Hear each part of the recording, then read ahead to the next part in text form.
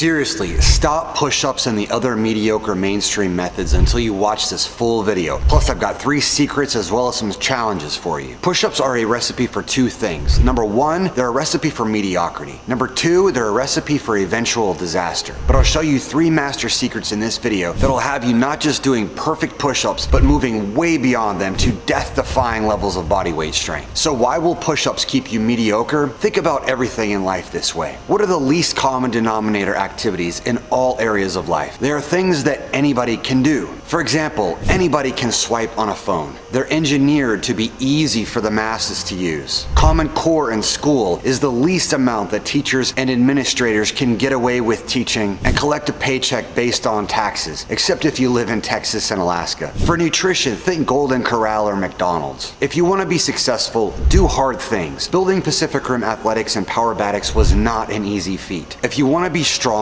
likewise do hard things, not things that anybody can do. See how these principles relate to all areas of life? So when we look at push-ups, they have mass appeal because anyone can plop down and do them. They can be done by thousands of new recruits in the military. They can be used in the lowest levels of fitness. And they can be harped on by fitness influencers, from everything for how to get them because they're so easy to teach, all the way to how to do the perfect one, which is an absolute myth. And then eventual disasters result from swimming around the pool of mediocrity. If you're not doing hard things, you become so accustomed to those low levels that you're the frog in the boiling water, and you don't realize it until it's too late. It could be injury blowouts in your upper body, or a misplaced confidence from being able to do 500 push-ups in a row, but nothing else in life. All this ties together, see what I mean? I've been there too, doing the 300 push-ups every day before bed back in my 20s. I wasn't helping anybody, including myself, doing these rituals. Here's what to do instead. Number 1, obviously the upper body is designed for pushing, and pushing can be done at any angle. If you cannot do push-ups yet, like I said, they're easy. You just need to work harder. Start leaning against something, then go to the floor. Get to 5 rounds of 20 reps, and just work harder, plain and simple. And stop being a perfectionist. And remember, as I work on these videos, I'm saying all this stuff to myself too. These are constant reminders to me as well. But as far as push-ups go, just let them be ugly for a while. It's okay. Then you build the hollow body tops of feet push-ups, plus every angle that you want. You'll see people talking about alignment and all this stuff, or you'll see mass appeal influencers doing them and they just look atrocious, but none of that really matters. You're not really going to get hurt by doing ugly push-ups. Then just start building, and then go to all angles, and then clean them up. You could do them with super wide hands and fingers turned outwards, fingers turned inwards, elbows flaring out past your wrists just like putting knees over toes. But do the brutal hard work. Secret of the masters: don't be lazy. Don't blame other people. Don't blame circumstances, lack of equipment, or lack of resources. But 90% of people will do that for the rest of their lives. You could probably think of several right now. Do the opposite. Just like 1 Thessalonians 5:16 says, rejoice always. And also, literally flip over the opposite direction and build bridge push-ups, because you're designed to push that way too. The athletes that can do this and aren't obsessed with 1,000 per day push-up challenges will be guaranteed to be better, well-rounded, and sustainable athletes. And there's no magic numbers for push-ups. Here's some things I've personally done in the past. I've done the 300 per day push-up thing, plus other kinds of training. I've also done 4 rounds of rows and push-ups with push-ups all directions. We did 40 of regular width, 40 of narrow, 40 of wide, and 40 of diamond. Plus the rows were also at different angles as well. And I've also done the clapping push-up, the hands behind the back push-ups, the 2-finger push-ups, and everything in between. And honestly, no rhyme or reason sometimes for the most part, just playing around and then creating little sets for conditioning, because the skills and the overall movement were higher priority and more important. But if you stay at this level, just the push-up level, I've seen it with thousands of consults. People are so tight they need a stick to scratch their back, and they end up with the back pain and the rotator cuff tears because they wanted to do it their own way for 20 years. I'm not trying to tell you how to train, more power to you, but we've seen those that make these changes rave about the progress. Everyone from those doing self-study, trying it on their own and in the comments down below, to our students progressing faster in 6 months than in 16 years of DIY. Like Patrick, who's going from all sorts of injuries and chronic pain in his back to absolutely phenomenal strength. Or Bogdan, who recently competed in a Powerbatics competition and did really well and is getting handstands on demand from all angles. Or Venny, the prime example of upper body strength amassed at every angle and well beyond mere push-ups, even after shoulder surgeries. But don't mistake videos for instruction. Make sure to get into good community, and then the sky is the limit. Here's a challenge for you.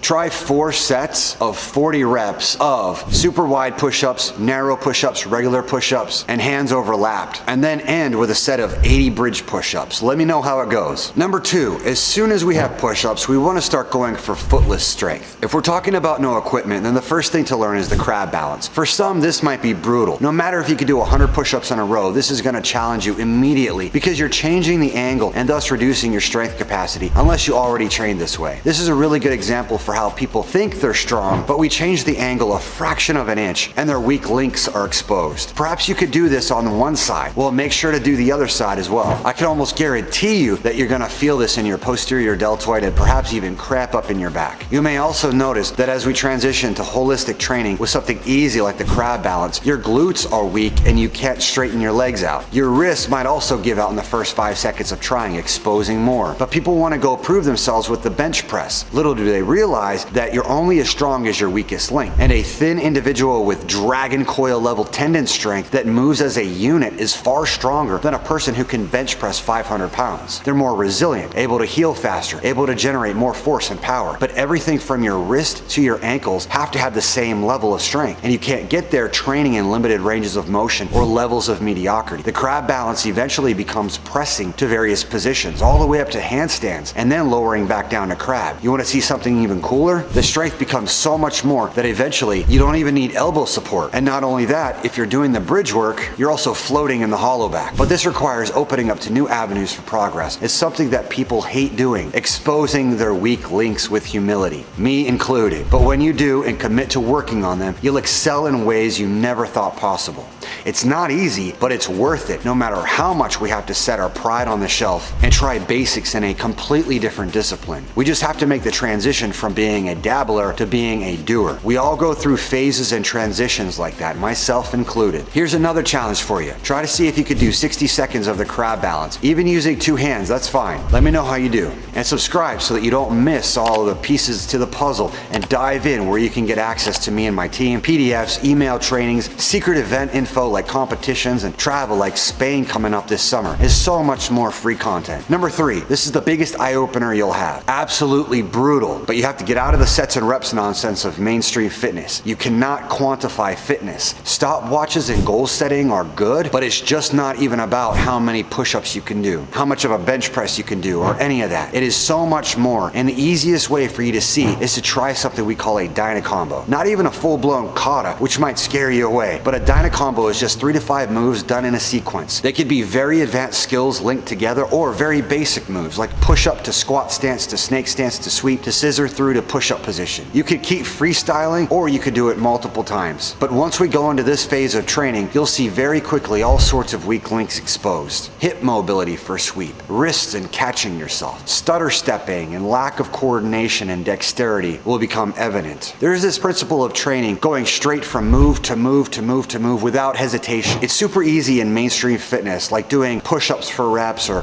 whatever you want. Not saying any of that is bad, never have, but it stays in that pond of mediocrity. As soon as you dive in the ocean, so to speak, and try what I'm talking about, even if you're not a student yet, you'll see people often will stop in between to fix their clothes, or their hair got in their eyes, or their hand is in the wrong place so they have to adjust, and then their feet were too so they have to wiggle around before doing the next move. But the difference is move to move to move without hesitation. But all that to say that sets and reps just don't cut it for any form of athleticism or movement, and neither will push-ups take you to the level that you want. Not even the push-ups from point number 1 at all angles in this video. Not even the cool advanced calisthenics moves you see in point number 2 and what all these influencers are trying to emulate. It just goes much further beyond that. And as you get into Dynacombos and then katas, you're in for a whole new world of pain in terms of training, cardio, strength, coordination, and that's where the secrets really lay. Here's another one to try. Hang glide, sweep, slice through, 360 push-up horse stance, and then repeat. Try one of these for 5 rounds and see how it goes. And remember, 5 rounds is just completely arbitrary. And join the channel so you don't miss out. You can find us on Twitter, where we're working on secret projects, plus short form content everywhere from TikTok to Facebook. But this stuff really is secret magic. It's difficult, sure, but I'll keep giving you the cheat codes little at a time. The real magic, though, is your mindset, and it all starts there. I'll see you in the next video and in training soon.